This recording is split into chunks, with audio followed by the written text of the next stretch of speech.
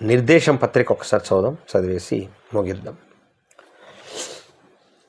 దీంట్లో కృష్ణ కృష్ణ అని అంటే ఒకవైపు మందకృష్ణన్న, ఒకవైపు ఆర్ కృష్ణన్న. కృష్ణ కృష్ణ ఉద్యమం పక్కన పెట్టి పదవుల వేటలో పడ్డ ఆర్ కృష్ణయ్య. మరి సందర్భాన్ని బట్టి అనేక నాయకులు వస్తూ పోతూ ఉంటారు. వాళ్ళు ఉన్నంతసేపు చాలా హడావిడి చేస్తుంటారు, ఉన్నట్టుండి ప్లేటు ఫిరాయిస్తుంటారు, లేదంటే లక్ష్య సాధన చేయకుండా కాలక్షేపం చేస్తుంటారు. చాలామంది ఒప్పుకోకపోవచ్చు, కానీ తెలంగాణ బీసీ ఉద్యమ నాయకుడు ఆర్ కృష్ణయ్య, మాదిగ పోరాట నాయకుడు మందకృష్ణ ఈ కోవలోకే వస్తారు. ఏదైనా కాంక్షించే ముందు బుద్ధి శీలం ఉండాలని తథాగత గౌతమ బుద్ధుడు చెప్పారు. చాలామంది నాయకులకు ఈ లోపం కారణంగా తాము ఎత్తుకున్న పల్లకిని ఎటేటో తీసుకెళ్తుంటారు. మరి ఉద్యమానికి సరైన ఉద్దేశం ఎంచుకొని మందకృష్ణ దశాబ్దాల పాటు వీరిని నాయకులుగా కొలిచిన బహుజనులు ఆర్ కృష్ణయ్యపై భ్రమలు తొలగాయి. మందకృష్ణపై ఎప్పుడో ఉద్యమం పక్కన పెట్టి పదవుల వేటలో పడ్డ ఆర్ కృష్ణయ్య. మరి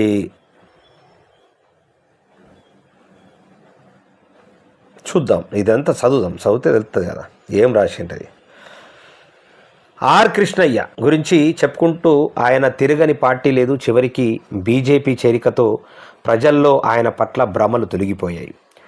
ఆయన ఎత్తిన బీసీ జెండా ఎటుపోయిందో బహుశా ఆయనకైనా గుర్తుందో లేదో. మొదట్లో ఆయన తెలుగుదేశం పార్టీలో ఉంటూనే బీసీ సంఘం జాతీయ అధ్యక్షుడిగా ఉన్నారు. అయితే కృష్ణయ్యను ఒక పార్టీకి చెందిన వ్యక్తిగా కాకుండా బీసీ ఉద్యమ నేతగానే చూసేవారు. బీసీల మీటింగులు పెద్ద ఎత్తున పెట్టి కాంగ్రెస్ బీజేపీలను కడిగి పారేసేవారు. అగ్రకుల పార్టీలు బీసీలకు చేస్తున్న అన్యాయం గురించి బిగ్గరగా చెప్పేవారు.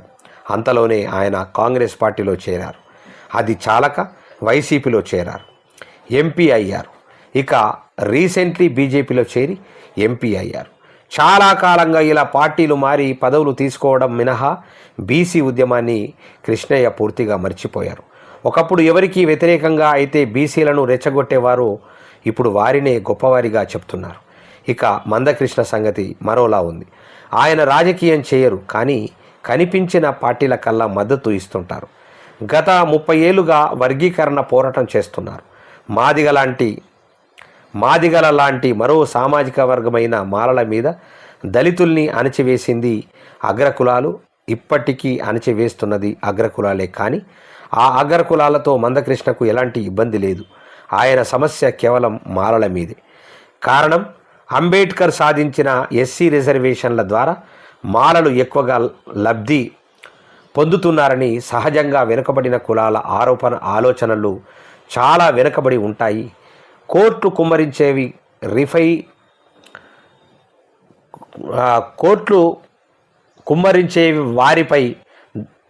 వారిపై రాని కోపం గంజులు ఉప్పు వేసుకొని తినేవారిపై వస్తుంది. మందకృష్ణను చూసినప్పుడు ఇంతకు మించి ఇంకేం అనిపించదు. ఆర్ కృష్ణయ్యకు మందకృష్ణయ్యకు వెనుకబడ్డ కులాల విషయంలో బలమైన ఉద్దేశాలు లేవా, లేదంటే ఇంతకు మించి ఓపిక లేదా అర్థం కావడం లేదు. ఈ ఇద్దరికీ బలమైన ఎజెండా లేదు. లక్ష్య సాధన కాకుండా కాలక్షేపంగా వీరి ఉద్యమాలు ఉన్నట్టు కనిపిస్తున్నాయి. నిజంగా వీరికి బీసీలు మాదిగల మీద అంత ప్రేముంటే రాజకీయ నాయకుల చుట్టూ తిరక్కకుండా రాజకీయ పార్టీలపై యుద్ధం ప్రకటిస్తారు. నిజంగా వీరికి ఆయా జాతులపై అంత ప్రేమ కమిట్మెంట్ ఉంటే తమ సమాజంలో ఉన్నవారికి చట్టబద్ధ సభలకు పంపి తమ డిమాండ్లను నెరవేర్చుకుంటారు. కృష్ణయ్య అయితే ఈ విషయాలు పూర్తిగా పక్కన పడేశారు. అయితే మందకృష్ణ ఇప్పటికీ తన వర్గీకరణ జపం గట్టిగానే జపిస్తున్నారు. కానీ దాన్ని మాలలు అడ్డుకుంటున్నారంటూ ఇప్పటికీ పచ్చిగా మాట్లాడుతుండడమే ఆశ్చర్యం. అన్ని పార్టీలు మద్దతు ఇచ్చాయి. వారిని గల్లాబట్టి అడగడానికి బదులు సాటి దళితుల మీద నిందలు వేయడం ఏమిటో. లక్ష్య సాధనలో ఫెయిల్ అవ్వడం తప్పు కాదు, కానీ సరైన లక్ష్యం లేకపోవడమే ఆ అభ్యంతరం. వెనుకబడిన కులాల కోసం ఆర్ కృష్ణయ్య బలమైన కాంక్ష లేదు. దళితుల విషయంలో మందకృష్ణకు సరైన ఉద్దేశాలు లేవు. ఇది వార్త. నేనేమంటానంటే ఈ వార్త మీద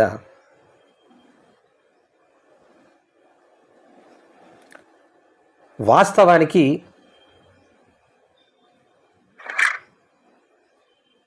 ఇక్కడ ఒకటి భయంకరమైనటువంటి విషయం జరుగుతున్నమాట వాస్తవం. కలిసి ఉండకపోవడమే ఎస్సీ ఎస్టీ బీసీ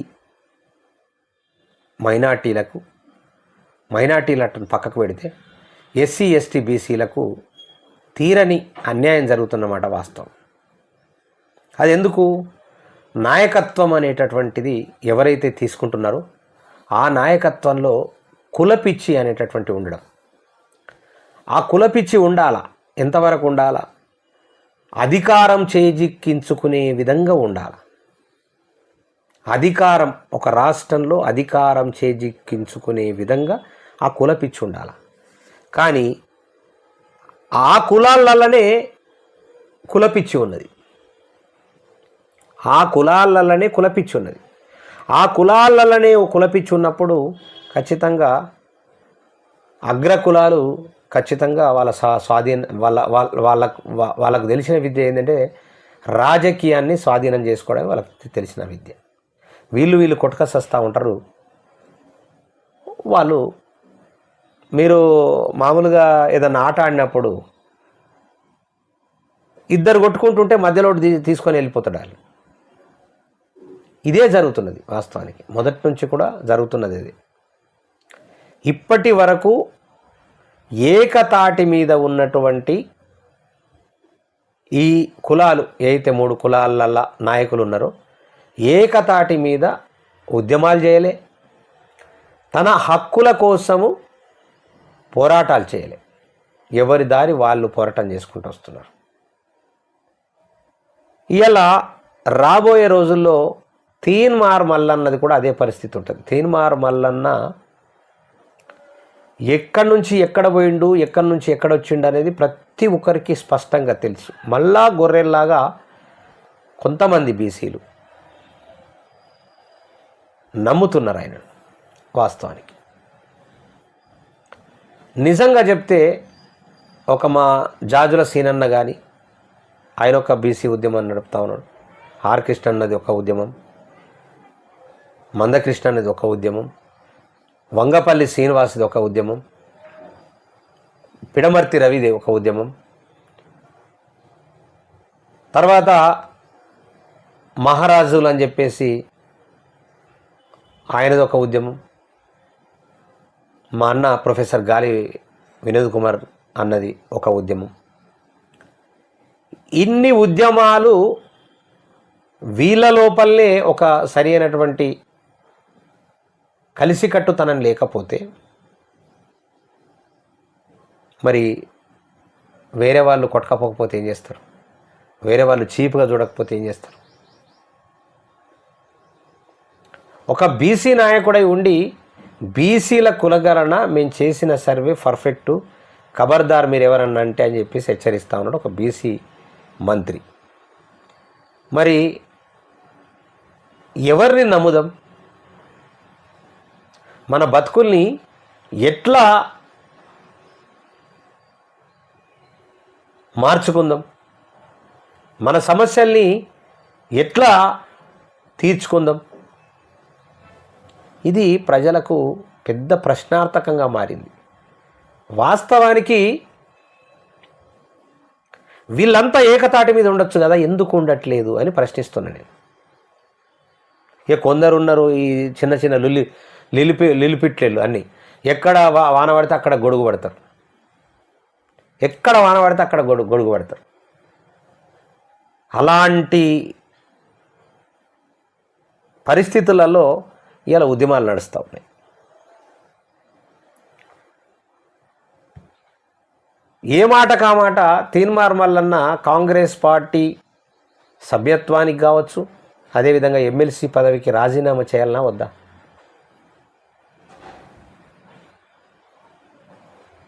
చేయాలన్నా వద్దా? మరి చేసి ఉద్యమం చేస్తే మంచిగా ఉంటుంది, కానీ దాంట్లో ఉండి సీఎంలు తిట్టినా రెడ్డిలను తిట్టినా ఏమంటలేరంటే ఎవరు ఆ నాటకాన్ని ఆడిస్తున్నారు అనేటటువంటిది స్పష్టంగా మనకు తెలియవలసినది ఉంది.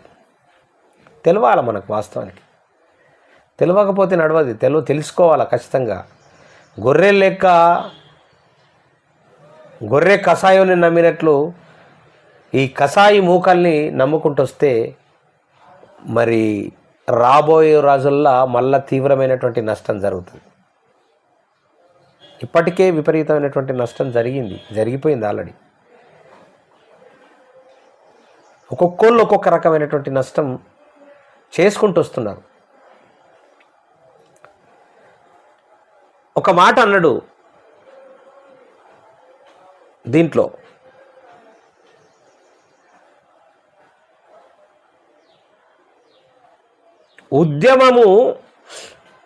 ఉద్యమాన్ని పక్కకు పెట్టి పదవుల వేటల్లా పడతా ఉన్నారు, పదవుల కోసం పాకులాడుతున్నారు, పదవులు రావడం కోసం మాట్లాడుతున్నారు.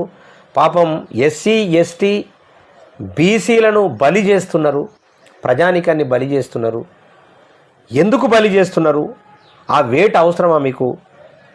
దశాబ్దాల కాలాల పాటు నుంచి మరి ఉద్యమాలు చేస్తూ ఉన్నారు. ఇప్పటికి కూడా బీసీ రాజ్యాధికారమో ఎస్సీ రాజ్యాధికారమో రాలేకపోవడానికి కారణం ఎవరు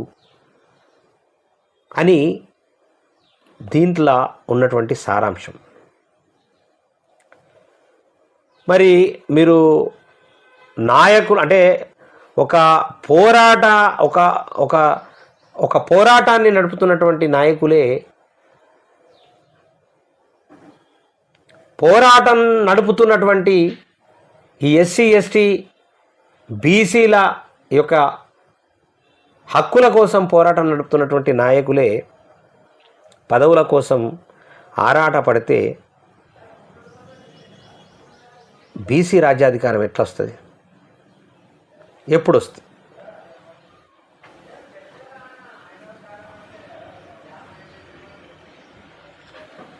ఉద్యమానికి సరి అయినటువంటి పద్ధతిని కానీ ఉద్దేశం కానీ ఎంచుకున్నప్పుడే ఖచ్చితము ఉద్యమం నిలబడుతుంది. నిజంగా మీరు ఏదైతే కావాలనుకుంటున్నారో, ఏదైతే బహుజన రాజ్యం రావాలనుకుంటున్నారో అది నెరవేరుతుంది. లేకపోతే నెరవేరే ప్రసక్తే లేదు. అసలు ఏ ప్రభుత్వంలో మీరు పదవులు తీసుకోవద్దు ఉద్యమం నడిపేటోళ్ళు. ఒకవేళ పదవులను తీసుకుంటే మాట్లాడే హక్కులు కోల్పోతారు, మాట్లాడే హక్కులు మీకు లేదు.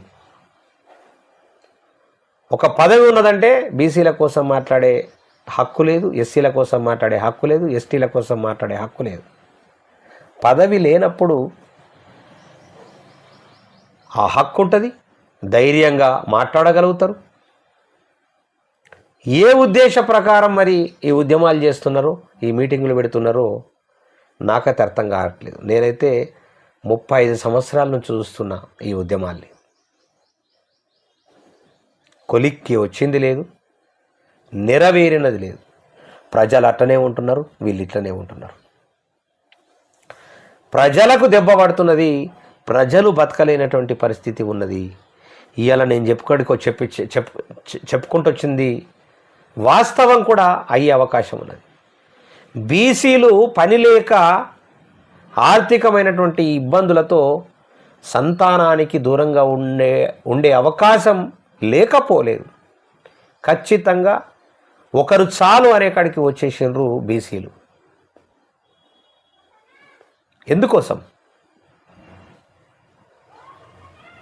సరి అయినటువంటి ఆర్థిక విధానము సరి అయినటువంటి పరిస్థితులలో లేదు కాబట్టి వాళ్ళు ఖచ్చితంగా పిల్లలను కనేటటువంటి అవకాశం లేకుండా పోయింది.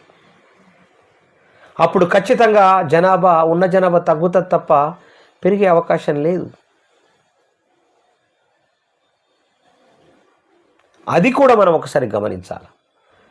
మనము ఒక ఉద్యమం చేస్తున్నామంటే ఆ ఉద్యమాన్ని ఏ ఉద్దేశంతో చేస్తున్నాం, చిత్తశుద్ధితో చేస్తున్నామా లేదా అనేటటువంటిది, పదవులు అనేటటువంటిది ఒకవేళ మీ పోరాటంలో సక్సెస్ అయినప్పుడు మీరు అగ్రస్థానంలోనే ఉంటారు.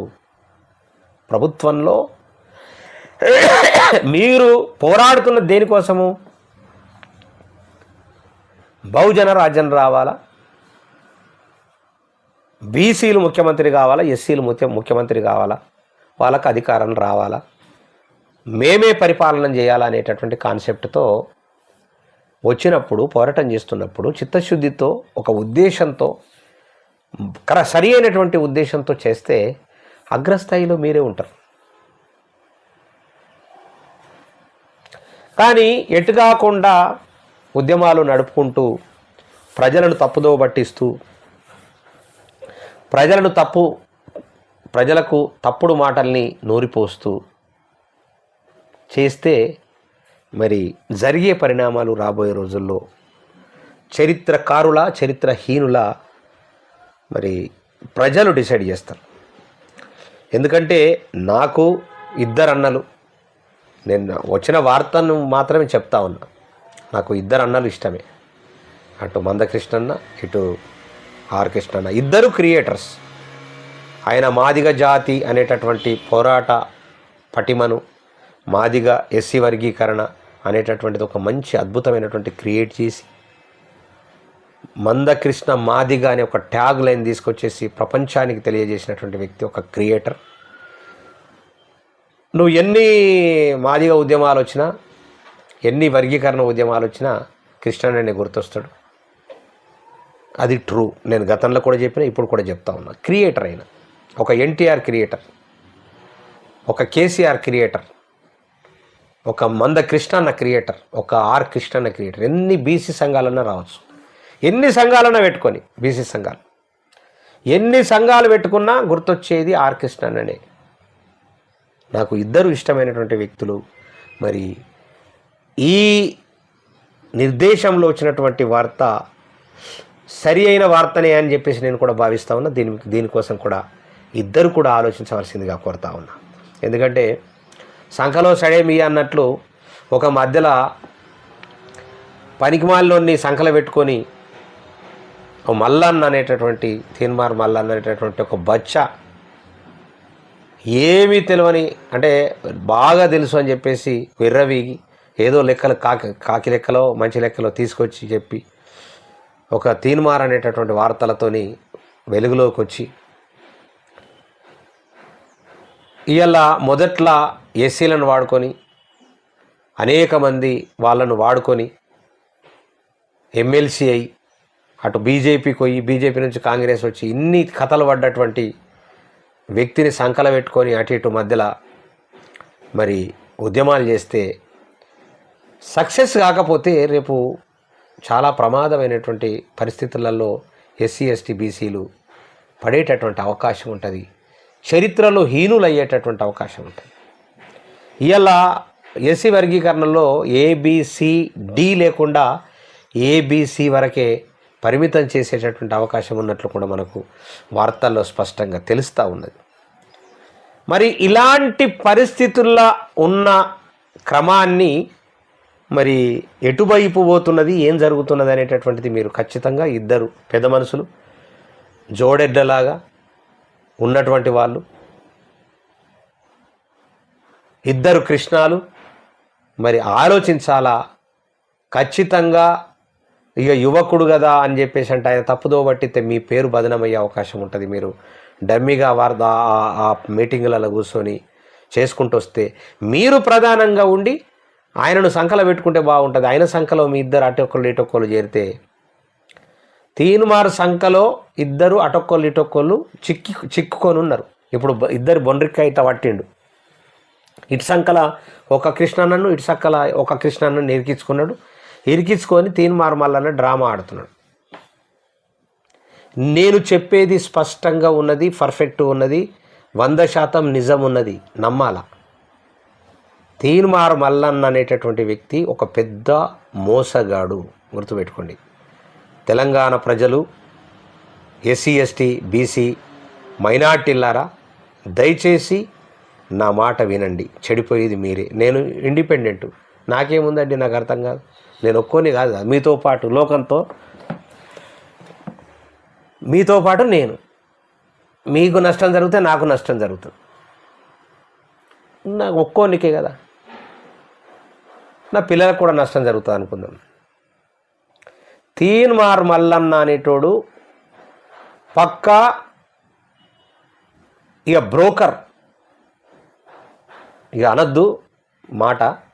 తీన్మార్ మల్లన్న ఖచ్చితంగా ఆయన సంఖలో లెఫ్ట్ రైటు కృష్ణన్నలు ఇద్దరు కూడా అటు ఇటు ఎరికి ఉన్నారు. దాన్ని మీరు 30 ఏండ్ల 40 ఏండ్ల నిరంతరమైనటువంటి ఉద్యమాన్ని నేను చూసిన, ఆ ఉద్యమాన్ని ఆయన సంఖలో మీ గొంతును ఇరికిచ్చి, మీ మెడకాయను ఇరికిచ్చి పెట్టుకున్నాడు. మరి రేపు ప్రమాదము నష్టము మీకే జరుగుతుంది అని నేను డెఫినెట్గా, ఈ వార్త వచ్చింది కాబట్టి దీన్ని నేను చెప్పగలుగుతా ఉన్నా. లేకుంటే నాకెందుకు? నేను స్వయంగా చూసినటువంటిది, స్వయంగా నేను విన్నటువంటిది, కళ్ళతో చూసినటువంటిది, నేను అనుభవించినటువంటి మాట చెప్తా ఉన్నా. ఇది 100% నిజం. సీఎంకు తెలిసి వీళ్ళిద్దరిని సంకలు ఇరికించుకో, అటు మందకృష్ణన్నను ఇటు ఆర్ కృష్ణన్నను ఇద్దరిని అటువైపు ఇటువైపు సంకలు ఇరికించుకో. తీన్మార్ మల్లన్న సంకలు ఇరికించుకుంటే మనం ఆడిందే ఆట, పాడిందే పాట, ఏదన్నా చేయొచ్చు. నువ్వు ఎస్సీ ఎస్టీ బీసీ మైనార్టీలను మాత్రం వాడుకో. మళ్ళొక్కసారి చెప్తా ఉన్నా, కళాకారుల తరఫు నుంచి విష్ణు కిషోర్ అనేటోడు పోయి తీన్మార్ మల్లన్నకి ఇచ్చినప్పుడు నువ్వు బీసీల ఎస్సీల ఎస్టీల పక్షపాతివైతే, వాళ్ళను ఉద్ధరించాలనుకుంటే, మరి విష్ణు కిషోర్ను కళాకారులకు అన్యాయం జరిగిన మాట నీకు తెలుసు. భిక్షాటన చేసినప్పుడు నువ్వు తీన్మార్ వార్తలను చదివినటువంటి విషయం కూడా నీకు తెలుసు. మరి విష్ణు కిషోర్ అన్న, నేను సీఎం దగ్గరికి తీసుకపోతప్ప మీకు నిజంగా కళాకారులకు అన్యాయం జరిగింది గత ప్రభుత్వంలో అని ఒక్క మాట అనకుండా సీఎం దగ్గరికే తీసుకపోనటువంటి వాడు బీసీలకు ఎస్సీలకు ఎస్టీలకు మైనార్టీలకు ఏం చేస్తాడండి? నాకు అర్థం కాదు. తెలంగాణ రాష్ట్రంలో ముఖ్యమంత్రి అయ్యే బీసీ నాయకుడు లేడా? చిత్తశుద్ధితోని చేస్తే డెఫినెట్గా అవుతాడు. చిత్తశుద్ధి కావాలి.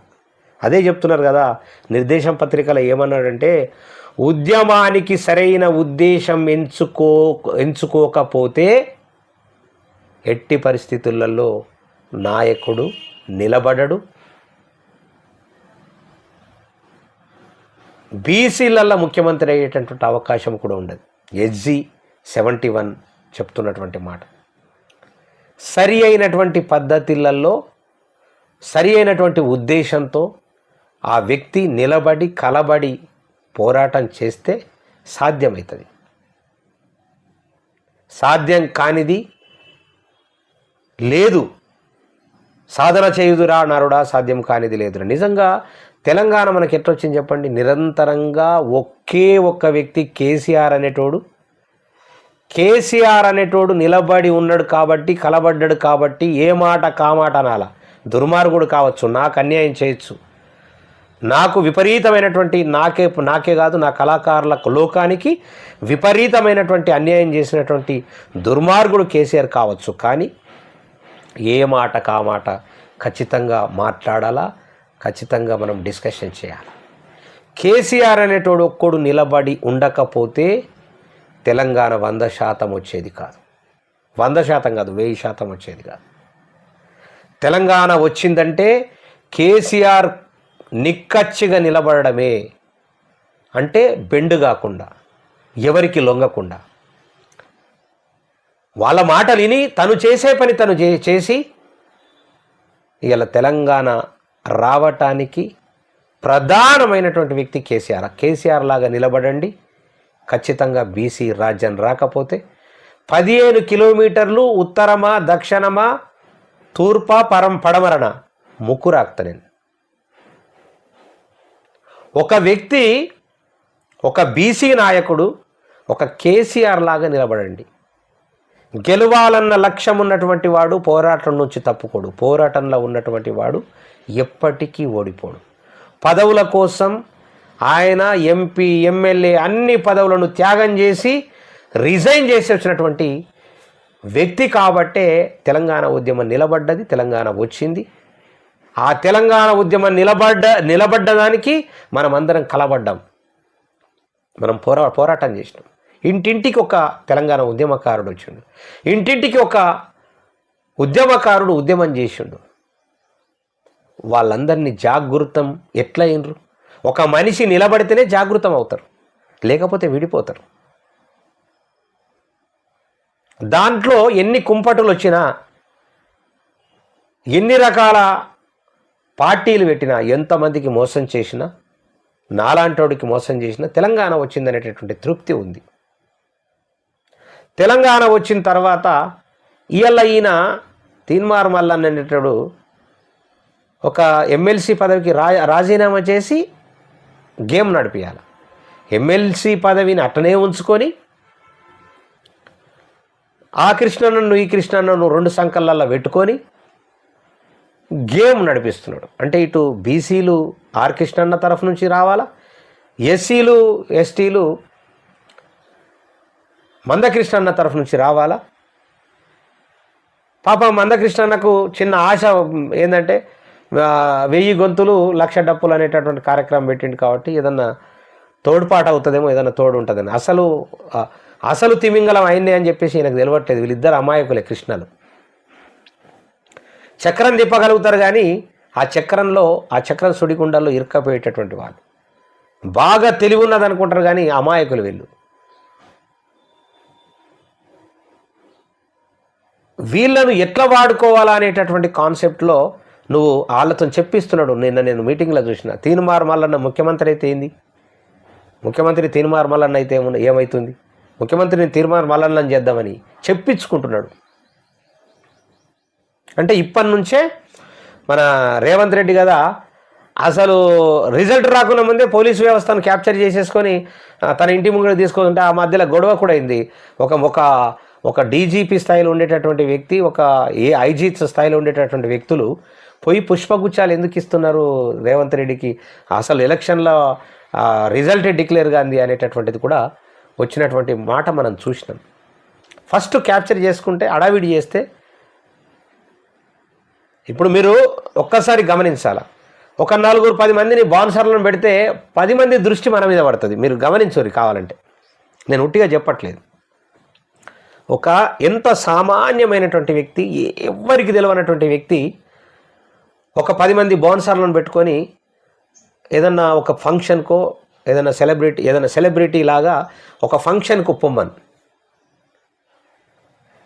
ఆ 10 మంది అడావిడి చేస్తుంటే ఎవరు అని చూస్తారు.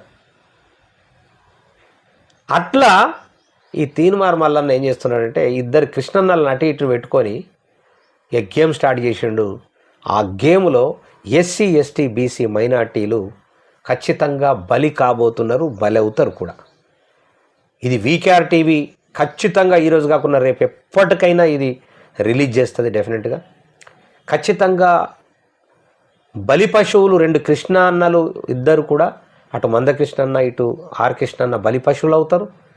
ఆ బలి పశువులలో బలి చేసేటటువంటి తీన్మార్ మల్లన్న ఖచ్చితంగా మళ్ళా మొత్తం తెలంగాణ బీసీ ప్రజానికాన్ని బలి చేసేటటువంటి మాట పక్క. ఇది దిశలో వచ్చినటువంటి ఐటంలో సారాంశం. ఇంత మాట్లాడవలసి వచ్చింది. మరి తెలంగాణలో ఉన్నటువంటి బీసీ సమాజమా, ఎస్సీ సమాజమా, ఎస్టీ సమాజమా, మైనార్టీ సమాజమా ఒక్కసారి ఆలోచించవలసిందిగా కూడా కోరుతా ఉన్నా. ఎందుకంటే ఒక పదవిని త్యాగం చేయనటువంటి వాడు ఉద్యమం నడపలేడు. కేవలము ఆ పదవి అట్లుంచుకొని మన్ ఈ ఈ బీసీలను అందరినీ ఏదో చేస్తే అలర్జడి చేస్తే మంత్రి పదవి రావటానికి కోసం మాత్రం ప్రయత్నం చేస్తున్నమాట వాస్తవం. మీకు ఎలాంటి న్యాయం జరుగుతుందని ఊహించుకుంటున్నారు? కలలు కంటున్నారు మీరు. బీసీ ముఖ్యమంత్రి అవుతాడని, ఎస్సీ ముఖ్యమంత్రి అవుతాడని కలలు కంటున్నారు మీరు. ఆ కలలు కల్లలు కాబోతున్నాయి. ఆ కలలు ఎటు పనికి రాకుండా పోతున్నాయి. 45 సంవత్సరాల ఎస్సీ ఎస్టీ బీసీ మైనార్టీల ఉద్యమాన్ని ఒక్కసారి చూడండి. చూస్తే వెనక్కి తిరిగి చూస్తే తెలుస్తూ ఉంటుంది. నిన్న వేదిక మీద ఉన్నటువంటి ప్రతి ఒక్కరు కూడా, నేను చాలామందిని గమనించిన, అంతా కూడా గత ప్రభుత్వంలో ఫలాలను అనుభవించినటువంటి వాళ్ళు మాత్రమే.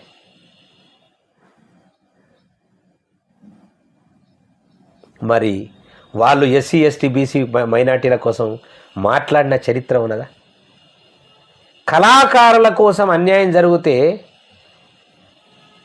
అందులో ఇప్పుడు పాటలు పాడుతున్నటువంటి కళాకారులు ఎవరైతే ఉన్నారో, మరి అన్యాయం జరిగినటువంటి కళాకారుల కోసం ఏ రోజన్నా మాట్లాడిన చరిత్ర ఉన్నదా? గత ప్రభుత్వంలో పనిచేసి విమర్శించిండ్రు, వాళ్ళకు పాట పాడరాదని చెప్పిండ్రు, వాళ్ళకు ఆట ఆడరాదని చెప్పిండ్రు. అలాంటి దుర్మార్గమైనటువంటి ఆలోచనతో ఉన్నటువంటి వాళ్ళతోని సోపత్ చేసి ఎస్సీ ఎస్టీ బీసీ అమాయకమైనటువంటి 80-90% ఉన్నటువంటి ఎస్సీ ఎస్టీ బీసీ మైనార్టీ ప్రజలు మోసపోతారేమో అనేటటువంటి బాధతో చెప్తున్నటువంటి మాట ఇది.